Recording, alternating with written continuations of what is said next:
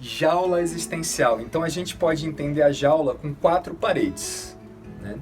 Primeiro, a gente tem a natureza, que é o mundo que a gente consegue ver e perceber. Quando eu falo de natureza, é desde uma formiguinha, né, até o sol, né, o universo, tudo que a gente consegue observar. A natureza sensorial é o que a gente está mais acostumado, que é o reino mineral, as substâncias, as plantas, os animais e as criações humanas.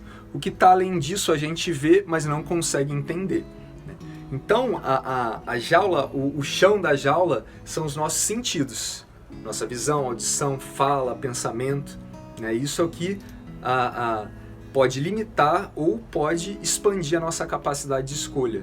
Se a gente olha para esse passado que eu falei da história da humanidade, da minha família, do momento atual do emprego, do trabalho, do que é felicidade, a gente realmente pode ver que crenças estão limitando a gente e que crenças podem libertar a gente.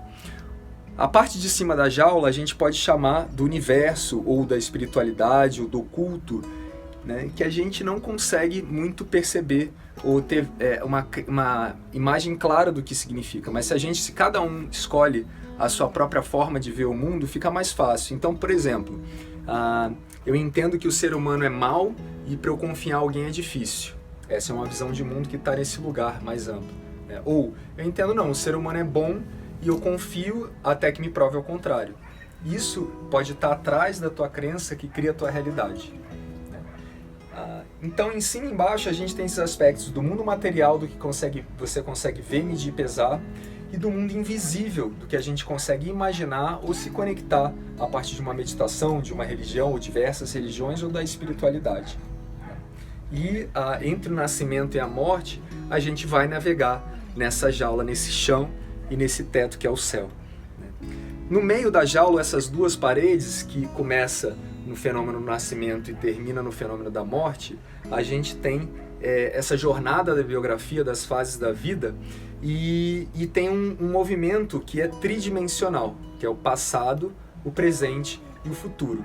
Só o ser humano no planeta Terra consegue ter essa percepção de tempo tridimensional. E a gente só que é interessante que o grande mistério é que o que existe é só o tempo presente. O passado já foi e o futuro é só um sonho.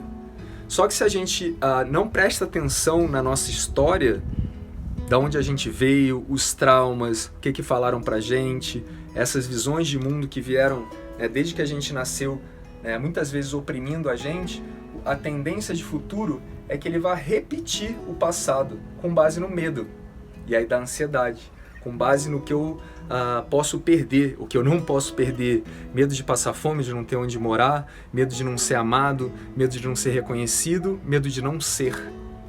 Só que o medo paralisa, então você vai correr de você mesmo ao longo da história, da sua história, e chegar no final da vida e falar, nossa, o que eu me tornei? Então, esse olhar para o passado, se apropriar de quem a gente é, do que trouxe até aqui, é que é a chave para a gente poder colocar o futuro num lugar completamente diferente, como um imã. O futuro não como consequência do passado, mas o futuro como esse imã que eu posso ter uma transformação extremamente grande. Eu posso hoje, não, eu quero ser músico, não, eu vou juntar minha profissão de engenheiro com a profissão tal e vou criar uma forma diferente de viver. Hoje em dia tudo é possível, a gente pode inclusive criar nossas profissões. E aí a gente vai se apropriando desse passado, a partir desse presente, tomando escolhas hoje para ir para o lugar que a gente quer no futuro. Ok?